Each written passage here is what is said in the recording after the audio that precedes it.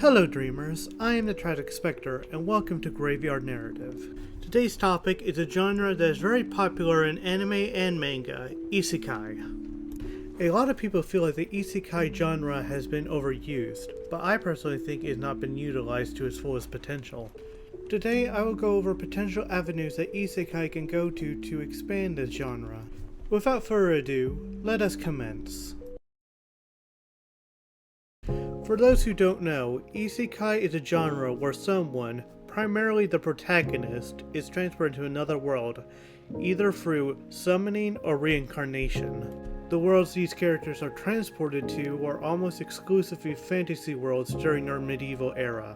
Some examples include That Time I Got Reincarnated as a Slime, a story where a salaryman is reincarnated as a slime who goes out and builds a nation of monsters. Konosuba, a story about a teenage boy who is brought into another world with a goddess named Aqua, who develop a team who is anything but functional. Sword Art Online, a game that traps players in a virtual fantasy world, but if they die in the game, they die in real life. And lastly, we have ReZero, a story about a man who finds himself in another world without any warning or explanation, and his only power in this dangerous world is to rewind time upon death. There are many more isekais out there, a lot of which are very generic, with titles that are as long as paragraphs. And of all the isekais I've seen, all of them share the exact same structure. Someone finds themselves in another world that is always a medieval fantasy. Though inherently not a bad thing, it's a safe route to take, and you have plenty of resources to take inspiration from. But without risk, nothing can move forward. Now I will discuss the synopsis of several isekais that I made using fantasy worlds in different eras. First on the list is an isekai that takes place in a fantasy world during its Wild West era. Our main character Kenji is currently job hunting, and after rejection, he starts to have a grim outlook on his future, thinking there's no opportunities out there for him. Then he got hit by a truck like many other isekais out there. But unlike other isekais, Kenji did not wake up in a forest or inside a castle. He wakes outside a saloon next to a goblin in a cowboy getup, trying to rob him at gunpoint. But before the goblin can pull the trigger, he is saved by a female elf gunslinger by the name of Elisa, who ties up the goblin and collects a bounty on its head. Kenji then looked into the reflection of a window to see that he's in a completely different body, also wearing a cowboy getup. From Elisa, Kenji learned that he is the first Outworlder to appear on this planet in the last few centuries, and the land they're staying on was made during a war that shifted the entire planet, leading to adventurers to embark on this new frontier. The two decided to team up and embark on this new land. A journey about self-discovery and finding your place in the world.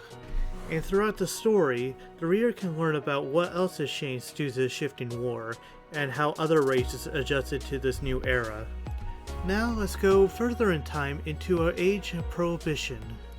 Our protagonist, Minato, a NEET who dreams of being transported to another world for adventure and excitement.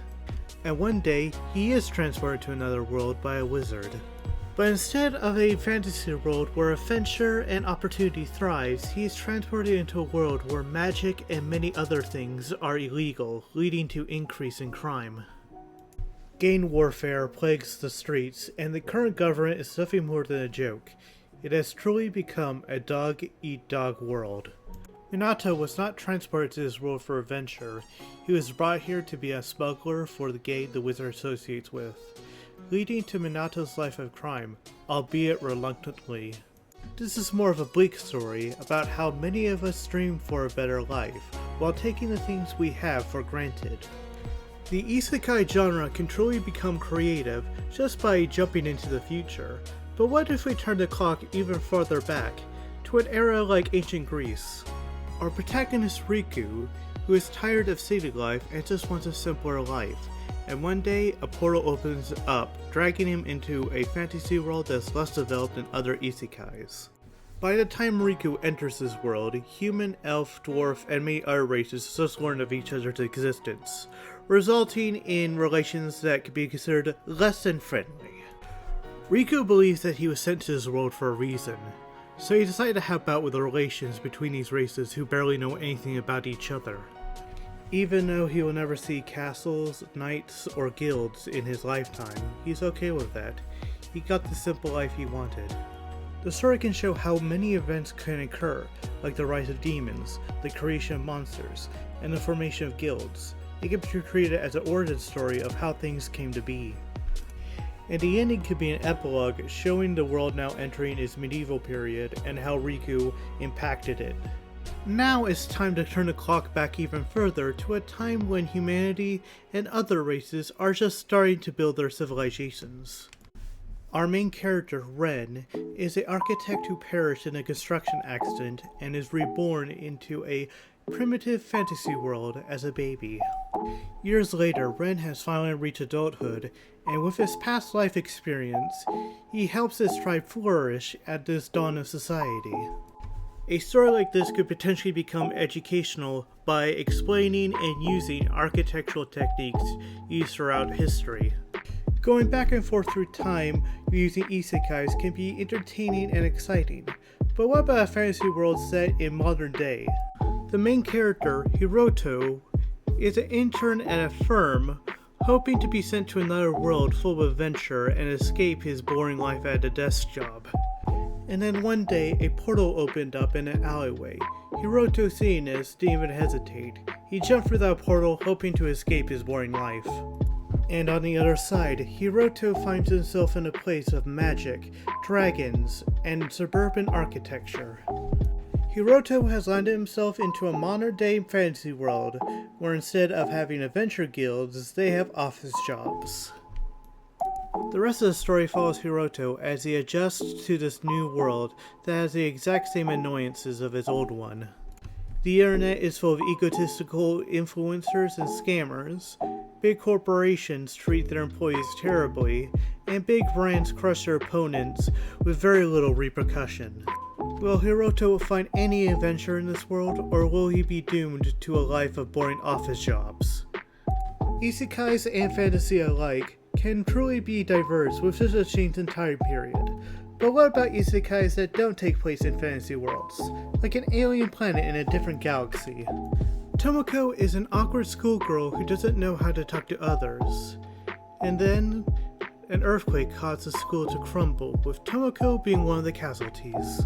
Tomoko awakens as a baby, in an alien body on a different planet that is nowhere near the Milky Way. As the years go on, with her new name Zalma, she grows up to be the exact same age as she was in her human life. Over the years, Zalma wonders if her human life was real or were these dreams. But one day, while exploring the web, she found out that many others remembered their past lives and shared them on these forums. Zalma does the same thing, retelling her story and forming bonds with others who are similar to her. Zalma couldn't connect with others as Tomoko, but now with her past life, she can finally make friends. How cute. There are many isekais out there where the main character is trapped in a video game world, but what about one where the main character is trapped in a comic book world? Fumiko is an artist who loves superheroes, and one day finds herself transported into her favorite superhero comic. She is afraid at first, being in a world of superheroes and villains, while she is just a normal civilian, but she eventually learns that she has a hidden power. Anything she draws comes to life, making her one of the strongest beings in this world of paper and ink. Fumiko hopes that one day she can return home, but for now she'll live out her fantasy of being a superhero in this world. The last topic I want to talk about today is the game that's currently being played, Grimm's Hollow.